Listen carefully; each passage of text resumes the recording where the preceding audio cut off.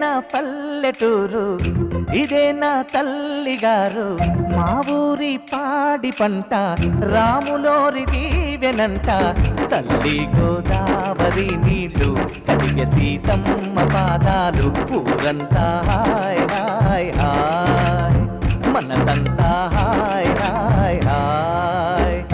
ఇదే నా పల్లెటూరు, ఇదే నా తల్లిగారు. మా ఊరి పాడి పంట రాములోరి దీవెనంట.